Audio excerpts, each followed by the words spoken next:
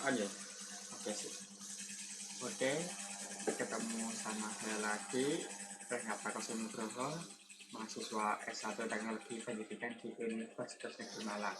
Nah, beberapa hari kemarin itu sempat hilang karena saya UTS, jadi mohon dimaklumi ya. Alhamdulillah UTS-nya itu lumayan gampang, tapi sedikit tricky karena masalah waktu yang cepat. Nah, untuk video kali ini tuh saya mau ngebahas tentang asas-asas pendidikan di Indonesia.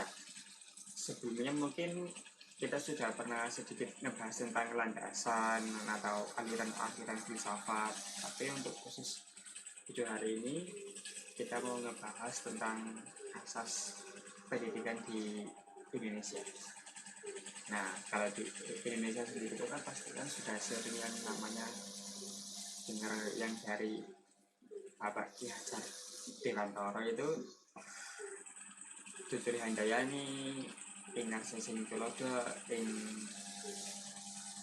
Made Mangunkerso dan sebagainya itu juga namanya salah satu asas. Cuman ada lagi asas-asas yang digunakan bukannya digunakan sih, yang berkembang di Indonesia dan saat ini juga kebetulan digunakan. Nah, langsung saja ya, saya jelaskan satu persatu untuk asas-asasnya. Nah, kalau di Indah sendiri itu ada 3 asas yang sekarang itu yang berkembang dan dipakai. Yang pertama itu Tuturi Handayani, itu diprakarsai oleh Ki Hajar Dewantara. Nah, itu asas tersebut itu dipakai di Taman Yuswa yang dibuat oleh Ki Hajar Dewantara sendiri.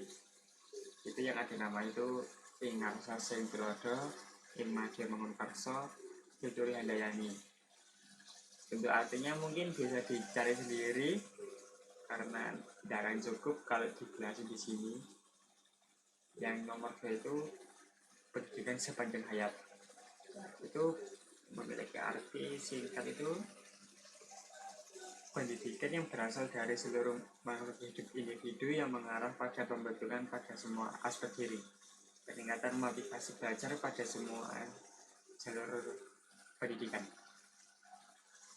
Jadi itu pendidikan yang berasal dan bersumber dari individu lain, dari pengalaman atau pengajaran dan sebagainya, yang pada intinya itu bisa mengembangkan suatu aspek di dalam diri, yaitu keterampilan intelektual, bahasa, bebas. Nah, itu pendidikan sepanjang hayat atau PSH itu bisa didapatkan di semua jalur pendidikan. Nah, jalur pendidikan apa aja? Yaitu 3, formal, informal, dan non formal. Jadi kita bisa mendapatkan pendidikan di berbagai jalur, baik itu formal, informal maupun non formal. Nah, yang terakhir itu kemandirian belajar. Asas ini tuh cuma bisa terjadi kalau nomor 1 dan 2 itu bisa terlaksana. Jadi itu kemandirian belajar itu adanya motivasi belajar meskipun tidak adanya fasilitator. Nah, siapa itu fasilitator? Itu ya guru itu tadi. Guru itu juga dapat berperan sebagai fasilitator dan motivator. Nah, kalau anak-anak yang sudah memiliki asas atau paham tentang kemandirian belajar, mereka itu menganggap siapapun sudah bisa menjadi seorang guru.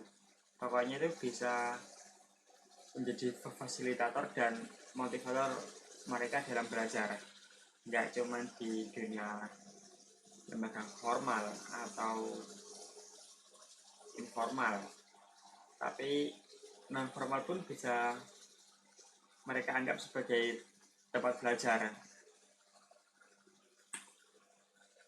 Nah, kali ini mungkin lebih fokus ke pendidikan sepanjang hayat karena memang itu yang paling sering dan saat ini digemborkan ya.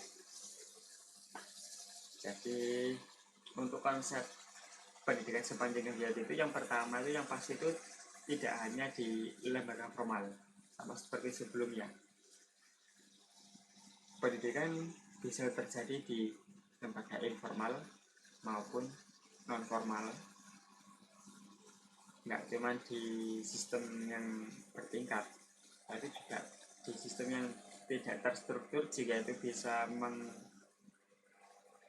memberikan atau mengembangkan aspek diri, itu ya disebut pendidikan juga. Nah, yang nomor dua, dari bayi hingga seumur hidup, dari bayi hingga meninggal dunia. Jadi pendidikan itu terus terjadi dari saat manusia itu lahir hingga meninggal dunia, terus nggak akan pernah putus, karena itu setiap hari mereka akan mendapatkan suatu pengembangan diri dari mereka bayi hingga meninggal dunia. Nah, sama seperti yang kayak nomor 3, proses seumur hidup. Jadi setiap pengalaman hidup yang dialami oleh seorang manusia itu akan jadi pengalaman dan menjadi pendidikan mereka atau proses belajar, baik itu secara formal maupun informal, tidak terbatas di lembaga-lembaga yang itu tadi, dari sekolah atau kursus. Pokoknya setiap mereka memiliki pengalaman hidup, mereka itu belajar. Nah, dasar pemikiran dari pendidikan sepanjang hayat itu ya sebenarnya ada di 3 aspek. Manusia lahir dalam keadaan tak berdaya, manusia tidak langsung tumbuh dewasa, dan yang terakhir itu manusia adalah makhluk sosial. Nah, untuk nomor 1 ini kan sudah jelas, kita lahir sebagai bayi yang dalam posisi nangis, yang tidak bisa apa-apa, yang sangat rentan. Nah itu kita di posisi tersebut hingga sampai saat itu kita kan terus belajar sesuai dengan pengalaman yang kita dapat, mulai dari kita bayi terus jadi anak-anak, remaja hingga dewasa. Itu kita mengalami suatu proses yang dari sebelumnya tidak bisa apa-apa menjadi bisa dalam beberapa hal. Sama seperti yang nomor 2, kita lahir posisi anak-anak dan terus mendapatkan dan terus belajar hingga menjadi seseorang yang dewasa, mampu memilih suatu hal dan ya memiliki beberapa akal pikiran yang sanggup untuk bersosialisasi dengan masyarakat. Nanti itu endingnya di nomor 3, manusia adalah sosial. Kenapa kita belajar? Ya asalnya kita adalah makhluk sosial yang butuh orang lain. Kita nggak bisa hidup sendiri, makanya kita harus tetap belajar dan belajar dari dan untuk orang lain. Sebenarnya gitu.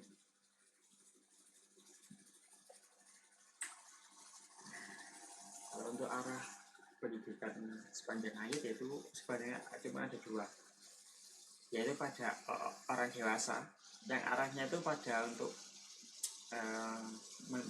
menyelesaikan kepuasan diri sih. Seperti kayak ingin kaya, ya mereka tetap belajar bagaimana menjadi seorang yang kaya, dan hal-hal yang isinya itu kepuasan diri. Nah, kalau untuk anak-anak lebih abstrak lagi, mereka diajarkan agar siap untuk menjadi seseorang yang dewasa, yaitu sepanjang pendidikan agar anak itu siap untuk masa dewasa mereka, agar dapat memenuhi kebutuhan diri pribadi mereka. Nah gitu. Nah kalau implikasinya ini dibagi menjadi 6 ya. Yang pertama itu buruh tani. Ya, ini hal yang paling dasar. Kalau mereka untuk para buruh tani itu untuk meningkatkan produktivitas tani, memudahkan petani dalam kegiatan pelatihan non formal serta komunikasi. Sedangkan untuk remaja, implikasinya itu pendidikan kultural dan kreatif itu dapat meningkatkan keterampilan khusus agar mereka memiliki kesibukan di dalam tanda kutip. Nah, kalau yang nomor 3, pekerja terampil itu peningkatan skill dan memudahkan mereka untuk naik jenjang ke yang lebih baik. Nggak cuma di pekerjaan kasar terus, mungkin ya sedikit halus atau sedikit terbantu dengan pendidikan sepanjang hayat mereka. Nah, untuk golongan profesional sebagai ajang mereka dalam pembaruan kemampuan serta keterampilan. Kenapa? Ya untuk membangun masyarakat, karena mereka itu ujung tombak dalam pembangunan masyarakat. Nah, sedangkan untuk para pemimpin nomor 5 digunakan untuk apa? Untuk memperbarui ide dan gagasan mereka agar sesuai dengan zaman dan masyarakat, biar nggak stuck di satu gagasan yang mereka pegang teguh terus. Tapi mereka juga harus fleksibel dengan cara apa? Yaitu pendidikan sepanjang hayat. Nah, yang terakhir ini golongan tua. Untuk golongan tua itu lebih sifatnya ke pemenuhan keingintahuan terhadap hal-hal baru sih. Jadi mereka sudah nggak fokus ke sifat material. Jadi sekedar mereka ingin tahu, ya wis itu aja. Mereka hanya ingin tahu dan ingin mendapatkan informasi sesuai dengan zaman serta masyarakat mereka. Oke, terima kasih sudah mau dengerin. Ini hujan soalnya, jadi tidak bisa lama-lama. Jika ini tadi PPT-nya sedikit. Terima kasih. Saya Rangga Prakoso Nugroho, mahasiswa S1 Teknologi Pendidikan. Mohon maaf kalau ada salah kata. Jangan lupa belanja.